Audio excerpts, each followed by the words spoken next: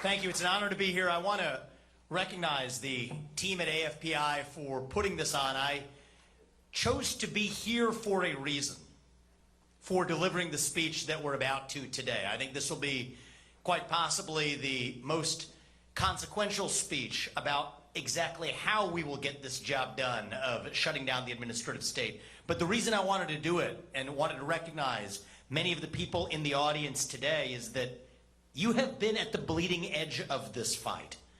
This is not an individual sport. This is a team sport. There will be no political messiah coming from the White House on high to save us. If we are going to be saved, it is going to be because we save ourselves. And I think that that is the mentality that I respect most about this institute. And Brooke, I'd like to recognize Brooke Rollins for her outstanding leadership. Let's give her a round of applause as well for leading this great institute. So thank you, Brooke. I appreciate that. I want to kick this off by actually a reflection on national unity. We are deeply divided as a country today.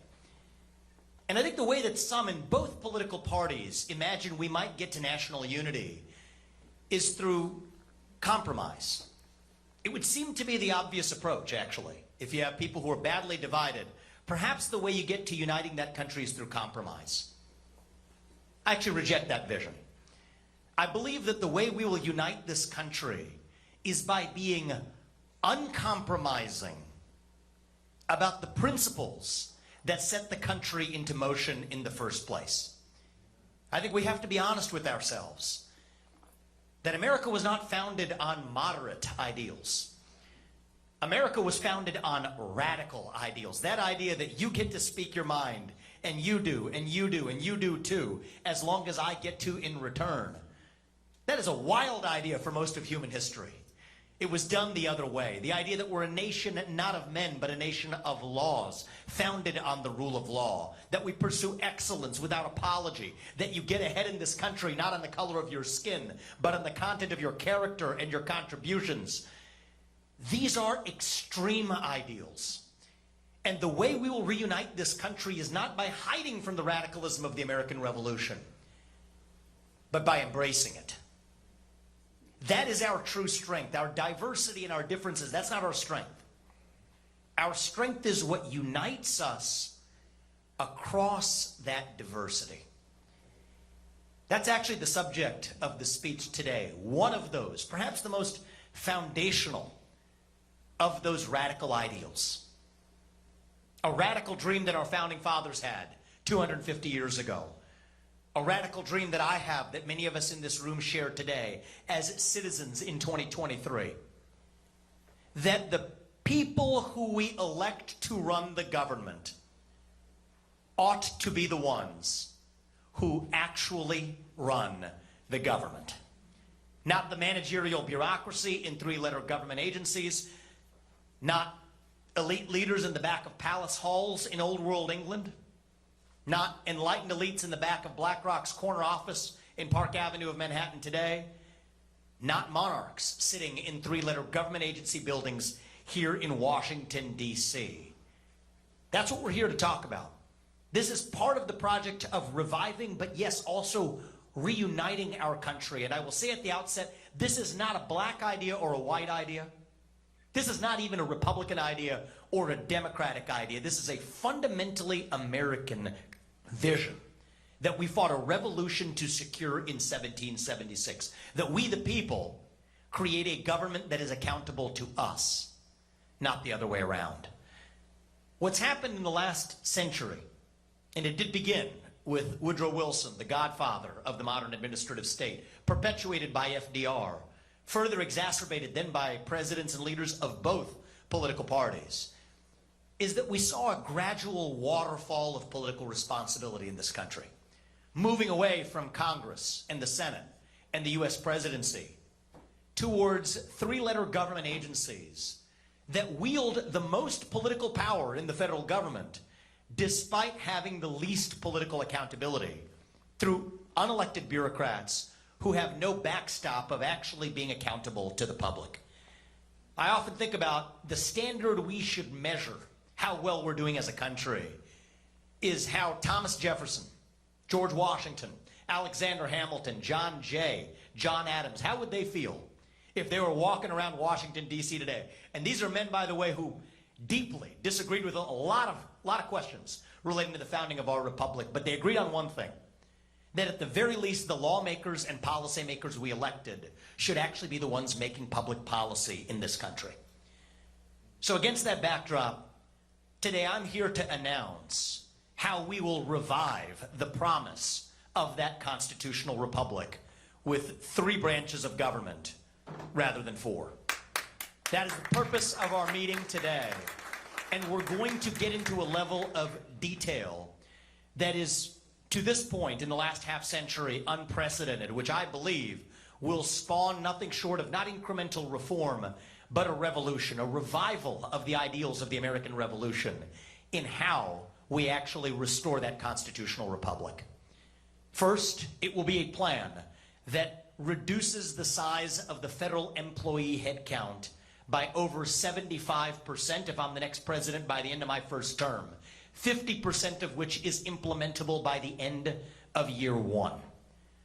Second, rescinding a majority, that is to say over 50% of federal regulations which fail the major questions doctrine at issue in West Virginia versus EPA, likely the most important Supreme Court case of our lifetime, decided last year. And third, the president's power to use executive authority to shut down redundant federal agencies and to reorganize the federal government accordingly. That's what we're going to talk about today. Thank you. Now, before I get into the details of the first 5 agencies we will shut down and the basis for rescinding a broad swath of federal regulations, it's first and most importantly worth understanding why it hasn't happened yet. This vision is not an original vision. I'll be the first to admit that. Good presidents, excellent presidents, from Reagan to Trump, have spoken to the same ideal, and I give credit to Donald Trump for taking more steps than have been taken in a generation in the direction with the Schedule F exceptions that they began late in the term, aided by many people in this room. That was a step forward. But in order to actually get this job done, we're going to have to confront several myths that have been perpetuated in this town by advisors and members of the very bureaucracy we're looking to shut down, that we're going to have to confront and overcome to understand how the U.S. president can actually get this job done. We're going to go through those today. It's our first time doing a speech like this with visuals, so you'll have to be patient and see how this one goes. But I think it's important to understand the specifics. The first myth is that the President of the United States does not single-handedly have the ability to set what you would call the human resources policies, the hiring and firing policies in the federal government. That view is wrong.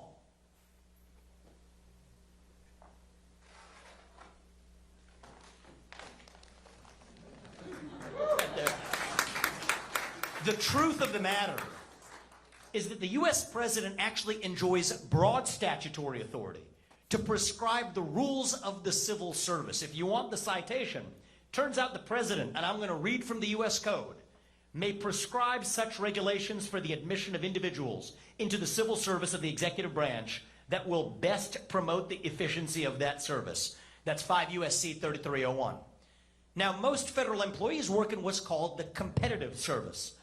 Well, it turns out the rules governing the competitive service for the U.S. president are even broader, pursuant to 5 U.S.C. 3302, that says the U.S. president has similar power to, I quote the law, prescribe rules governing the competitive service, which includes most federal bureaucrats.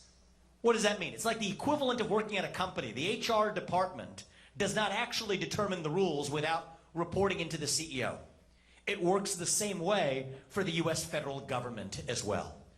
Well, that leads to a second myth that's perpetuated itself in this discussion of how we take on the administrative state. So far we've established that the U.S. president has, pursuant to 5 U.S.C. 3302, sole authority to set the regulations, the rules governing the Office of Personnel Management, governing the competitive service. Well, The myth number two that's been taken for granted in our national history is that the President of the United States is limited in his ability to fire those employees pursuant to a part of the U.S. Code known as 5 U.S.C. 7513A, which creates so-called for-cause limitations, which say that the U.S. President cannot fire a bureaucrat unless it is what you call for cause, breaking the law, doing something egregious. That's been the status quo in Washington, D.C. Turns out that is actually a myth.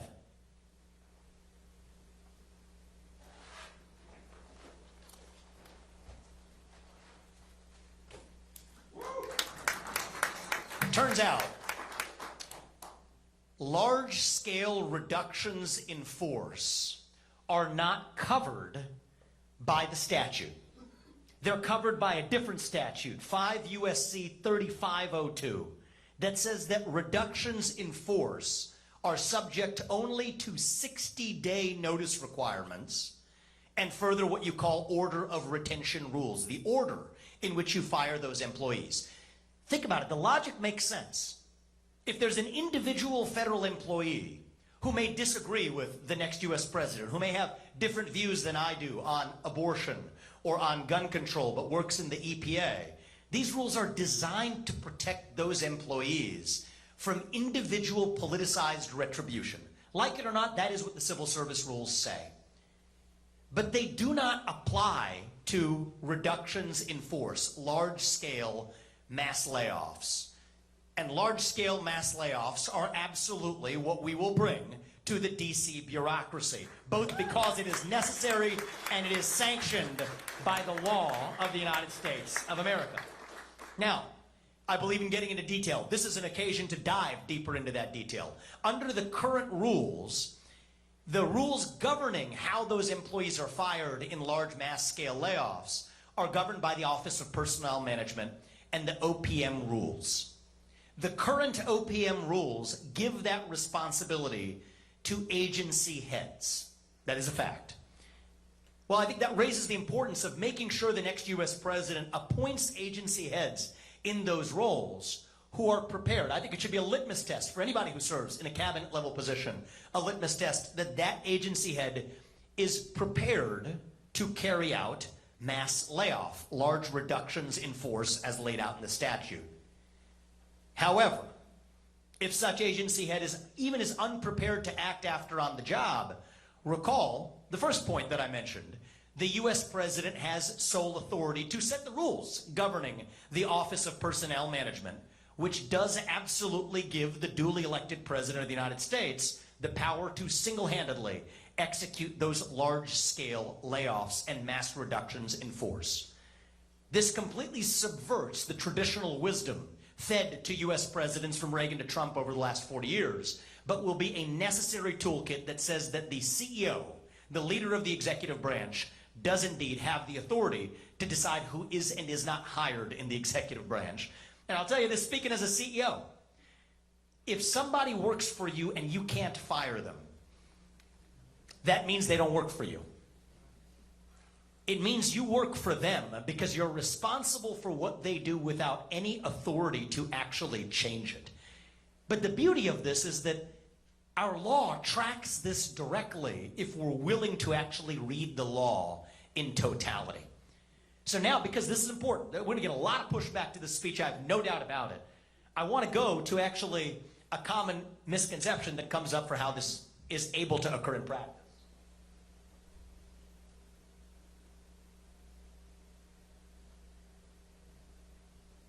The next myth is that if you're carrying out these mass layoffs, you still have to do it within the structure of the existing agencies as they continue to exist. That's actually false. The myth is that the U.S. president does not have power to unilaterally reorganize or shut down federal agencies. Well, it turns out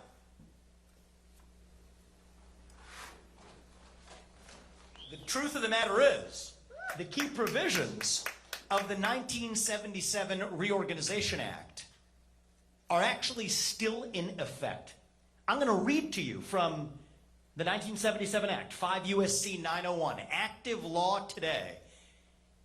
And who would have ever thought it's worth paying attention to the words of the law itself? The president shall. There are statutes that say the president may. This isn't one of them. The president shall, from time to time, examine the organization of all agencies and determine what changes in such organization are necessary to carry out any policies set forth in this statute. What are the policies set forth in that statute? I've picked two examples for our purposes today. Number one, to reduce expenditures and promote economy to the fullest extent consistent with the efficient operation of government.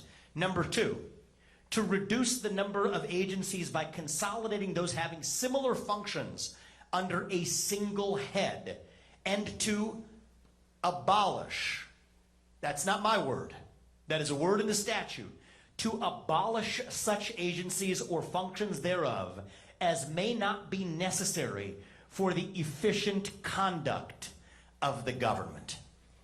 This is not a suggestion to the U.S. president from Congress. This is a mandate to the U.S. president from Congress to exercise the authority to reorganize and shut down, statute's words, abolish such agencies if it promotes the economy, or in the alternative, if it eliminates redundant federal agencies. This completely debunks the traditional mythology that actually the way the U.S. president actually has to act is by going to Congress. Now, part of the reason why, and I'm gonna show you here, is after I remove that second truth, what you're gonna see is a myth that says there's a Supreme Court case called INS versus Chadha that actually in 1984 dealt with a correction to the 1977 Act. And this is arcane stuff, but this is actually important to get to the bottom of what's going on. What Congress said in 1977 is there could be a single House veto of a presidential reorganization path. What the Supreme Court held to be unconstitutional in that case was actually the single House veto. So they said, no, you can't do it with the single House veto. It has to go through both chambers of Congress. That's what INS versus Chadha said, but it's been misinterpreted and fed incorrectly to people who have occupied the position that I'm running to occupy to say that that stops the U.S. president from acting unilaterally. The truth of the matter is, those provisions that required the U.S. president to seek congressional consent, those provisions had deadlines. But the unexpired provisions that are still good on the books are the ones that actually mandate the U.S. president to examine the efficient functioning of government from time to time.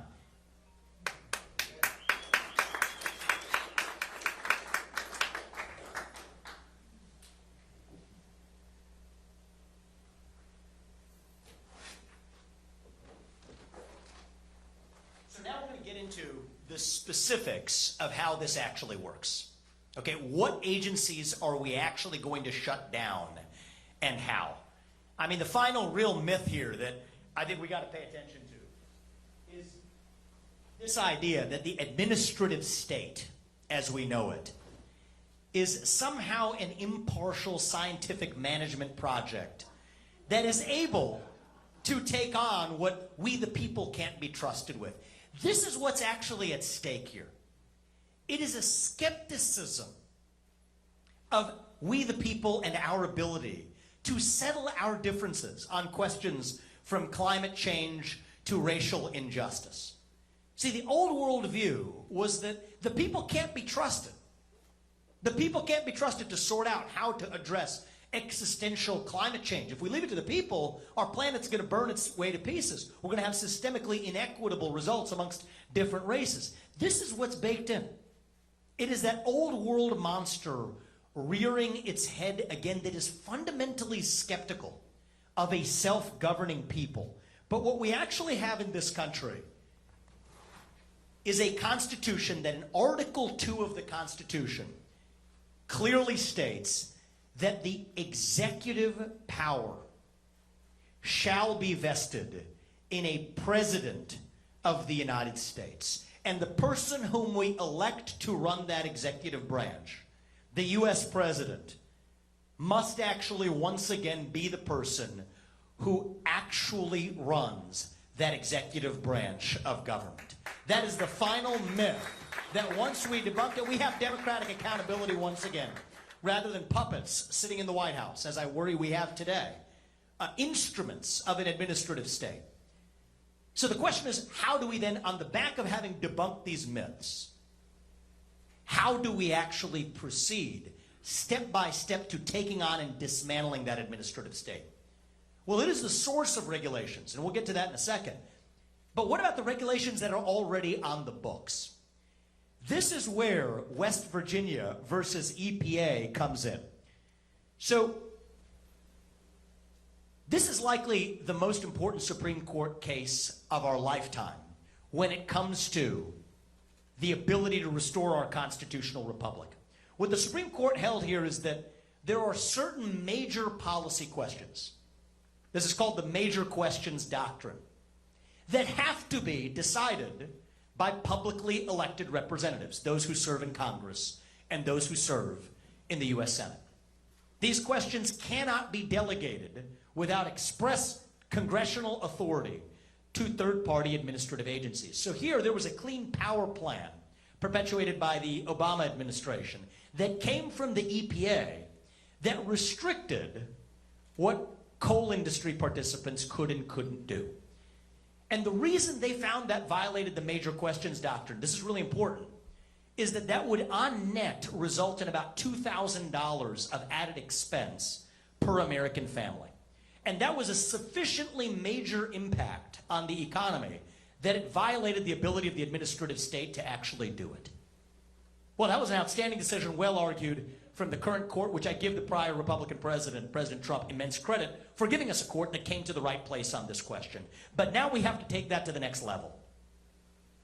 If those regulations in the Clean Power Plan were unconstitutional, then that quite literally means that most federal regulations, I don't use that colloquially, I mean that literally, a majority, quite likely an overwhelming majority of current federal regulations are unconstitutional under current law in the United States of America. And on day one, January 20th, 2025, it is the job and duty of the next president of the United States, under West Virginia versus EPA, to immediately rescind the effectiveness of a majority of those federal regulations. And I will give you a sense of how broadly that view actually spans, from independent contractor regulations that Obama had, Trump rolled back, Biden brought back. We have gig economy workers numbering in the hundreds of thousands, if not millions, over 1 million across the country, covered by these regulations that were passed in violation of the major questions doctrine based on the West Virginia versus EPA standard. E-cigarette regulations from the FDA that are driving more of them into the black market. Like many regulations at the FDA, which do not match any statutory authority that Congress ever gave to the FDA, are unconstitutional under the major questions doctrine. Car modeling standards for large cars versus small cars. Emissions standards. Emissions reporting requirements by the SEC. Heck, even accredited investor standards by the SEC saying who can and cannot invest in certain kinds of companies.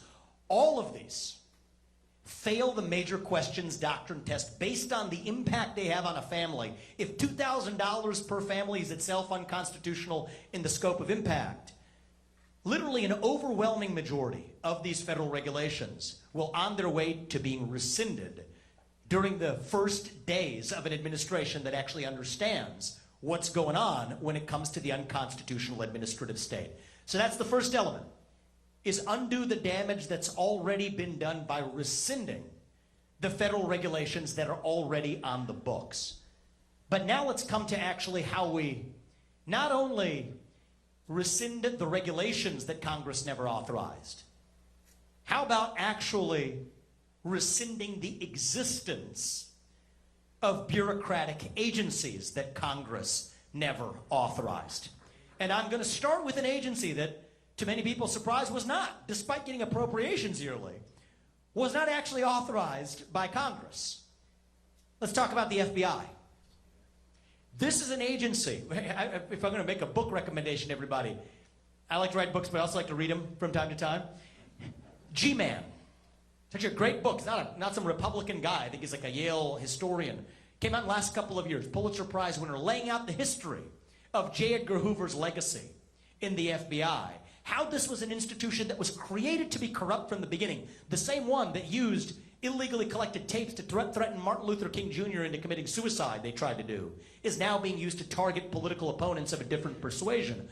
Where does the corruption come from? It comes from something you'd predict should exist for a bureaucracy that sits in between a DOJ, like the equivalent of local prosecutors at the local level, and say other police enforcement arms like the U.S. Marshals, which haven't been corrupted in the same way as the FBI. So this is what the situation looks like today. That's the status quo. And in more detailed plans, for ease here, we've used a short version. There'll be more detailed versions right now up on Vivek2024.com, laying out even more detailed reorganization plans. This is deeply pragmatic. Take the 35,000 employees at the FBI. 20,000 of them are in non-essential functions, back office roles, many of whom report into, of all building names, I'm not making it up, the J. Edgar Hoover building right here in Washington, D.C. They're going to go home when we shut it down and find honest work in the private sector. But 15,000 of those employees are going to be reorganized into the U.S. Marshals, into the Financial Crimes Enforcement Network at the U.S. Treasury, into other parts, the DEA, that are taking on the drug enforcement problems that we have in this country. Because part of the problem when you have a bureaucracy that runs this deep is that they find things to do that they shouldn't have been doing in the first place. Post 9/11, what happened with the FBI is they took on counterterrorism, from drug enforcement to child sex trafficking to financial crimes and white-collar network enforcement. These are areas where people had no specialization in the first place, and they're rotating, so we're at once less effective in actually enforcing the laws on the books, while also creating the formula for the corruption that we now suffer today. And this is where I think we face a choice. Do you want incremental reform, replace Christopher Wray with James Comey or James Comey 2.0, or recognize that it's actually the underlying machine that was the source of the corruption itself? And I believe the only correct answer to restore the integrity of our law enforcement apparatus will be to begin with shutting down an institution like the FBI itself. We'll move to the next institution, the U.S. Department of Education.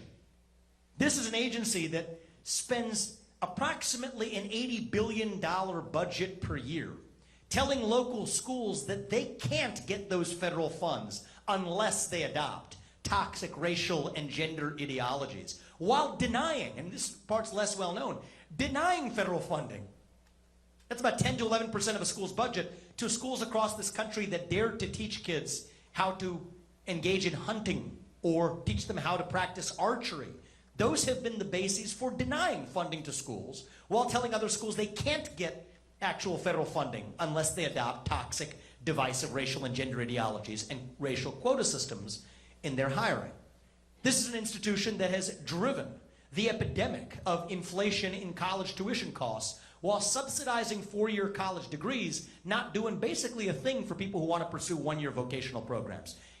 The root cause, the original sin, was the fact that the federal government should have never been involved in local education in the first place. So remember, one of the bases for the U.S. president to shut down an agency, promoting the economy and efficiency. Taking that $80 billion and giving it back to the people meets that statutory test. And that's why we won't just put a good person. And I respect Betsy DeVos, and I respect people who have served in that role. We won't just put a good person on top.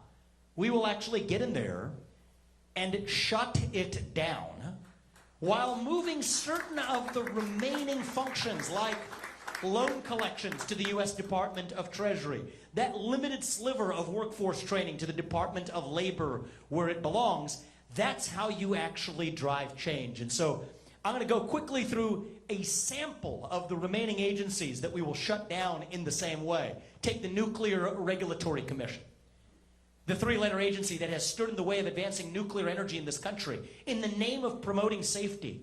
We have no Gen 4 reactors in the U.S. The only country in the world that does is China. We have very few Gen 3 reactors. We have Gen 1 and Gen 2 reactors, which are 60 plus years old, which are less safe, even compared to Gen 3 and Gen 4 reactors. In the name of an agency, before its existence, you could build a nuclear power plant in 5 years in the United States. Now the average time is 25 to 40 years. Even as in Japan, it's closer to 5. In France, it's 5 to 8. Falls at the feet of what Brooke talked about at the very beginning. That administrative state. This was never passed through Congress, these regulations. It's fundamentally the culture of an agency that believes that there shouldn't be another nuclear power plant in the United States. And that's why, since its inception, there has not been a single nuclear power plant built in the United States of America. What we say is, you can't reform an agency with that culture. You have to get in there and shut it down. Move a small number of the remaining employees to the DOE and to other parts of the government where they can use that expertise to promote actual innovation in nuclear energy in the United States. And so we'll conclude with this one. There's actually more poster boards back here, and time permitting.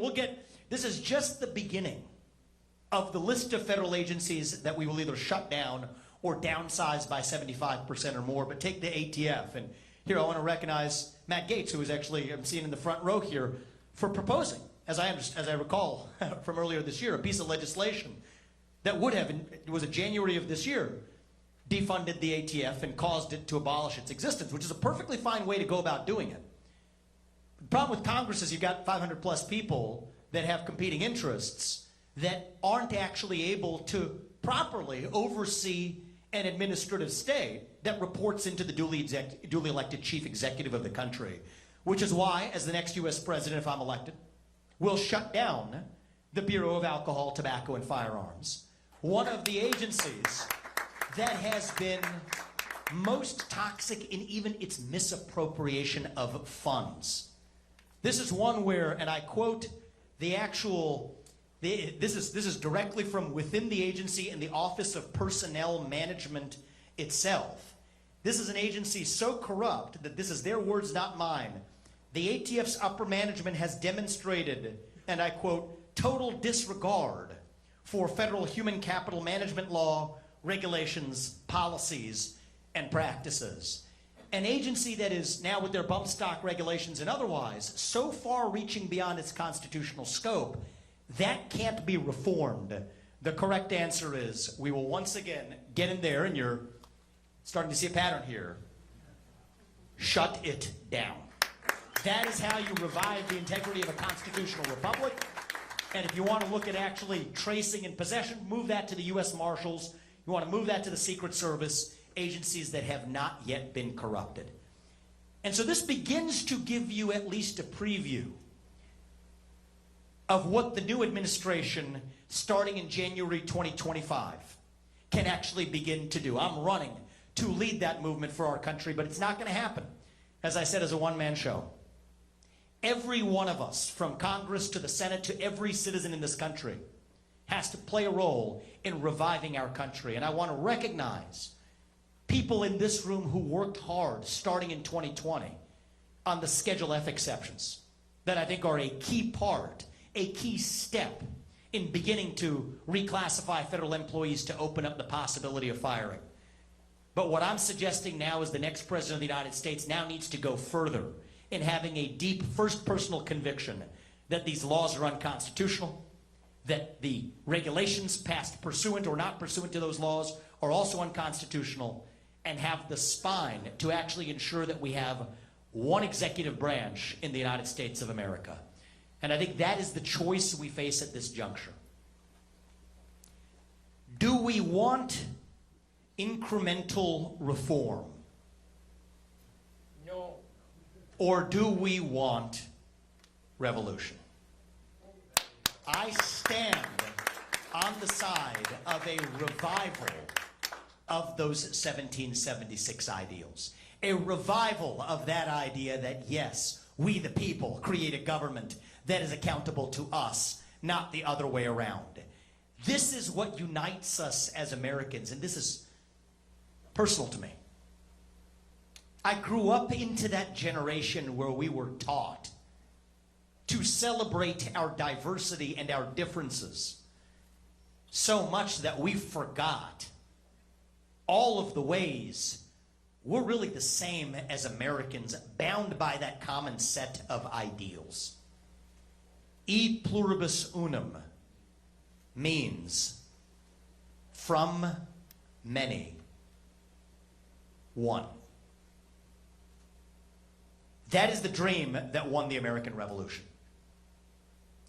That is the dream that reunited us after the Civil War. That is the dream that won us 2 world wars and the Cold War. That is the dream that still gives hope to the free world. And if we can revive that dream over group identity and domestic monarchy, then nobody in the world, not a nation, not a corporation, not a virus, not a 3-letter government agency is going to defeat us. That is what American exceptionalism is all about. And that is what we together will revive to save this great nation. Thank you all for coming today. May God bless you. God bless your families. And God bless our United States of America. Thank you.